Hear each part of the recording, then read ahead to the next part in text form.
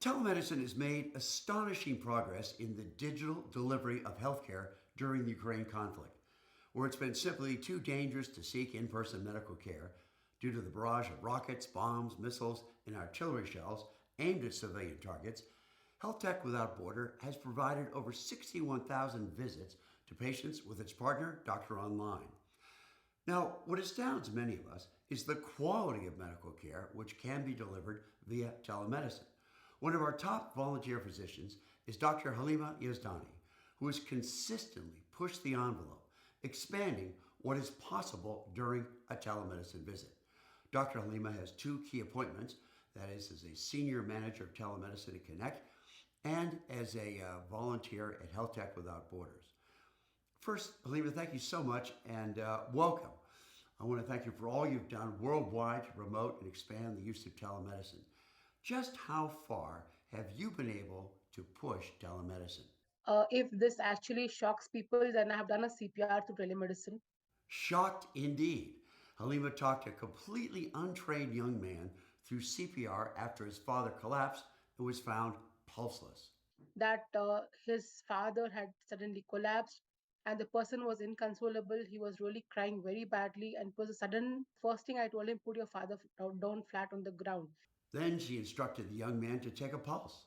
He did just that. I told him, put your fingers across his neck and check if there's anything beating up there. Halima then went through the instruction on how to begin CPR and continue it. Go down on his chest and start pumping him. And I was telling him on an audio call as to how fast he should do, what should be the depth of the compressions, and how when should he stop and when he should not.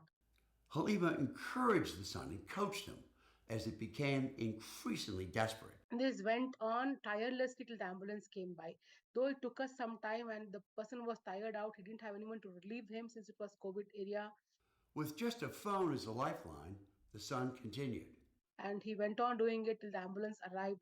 When the paramedics came in, I asked him to check the pulse. It was fine and bounding, and he was rushed to the hospital. It is a situation wherein no one would want to be, but the best of it was done. In other cases, Health Tech Without Borders is just a friendly and reassuring voice at the other end of the line. One example is a 5-year-old boy listening to a rocket attack overhead. Best case in Ukraine for now, I would say it was a child who was crying relentlessly, who basically was worried about the rocket zooming above him. And since it was a chat message, his parents was helping the child type about what exactly he's feeling about. So he was going on penning down that, I'm worried, I'm like, I don't see people talking to each other, and it is really a bad situation, and no school and stuff like that. So I would say maybe the chat I had with him put him to ease, and he was able to rest. His parents were really grateful for that. With floods, hurricanes, wars, pandemics, telemedicine can reach patients when others cannot. And the extent that they could reach out to, wherein they can't go in person, they can definitely make their presence felt, especially the people who need them. Because one thing, Dr. Arnott, I would like to add here is it is not easy to diagnose and treat in telemedicine. Halima has a very specific set of precise questions she uses to ascertain the diagnosis online. What kind of cough are you suffering from? Or does the fever peak anytime? What time does it peak if that is the case? Is it morning or is it evening? What is the location of the pain? That's very, if I see a patient with abdomen pain, and if I happen to connect the consultation on audio call, it's very important that I pinpoint the location of the pain through an audio call. So for me to get there, I'll have to ask a couple of questions. Like, is it above the belly button? Is it below the belly button? Is it on the right side? Is it on the left side? And what is the location that I'm talking about? Unless I know what I'm treating, I cannot blindly treat. She shares this final message to other healthcare providers. The future of telemedicine is something that I would say is I'm looking at more doctors getting involved. I'm looking at more people getting involved, educated about telemedicine. And if that happens, then definitely there is no stop to telemedicine. People have to understand the reach of telemedicine and the way it has been beneficial throughout.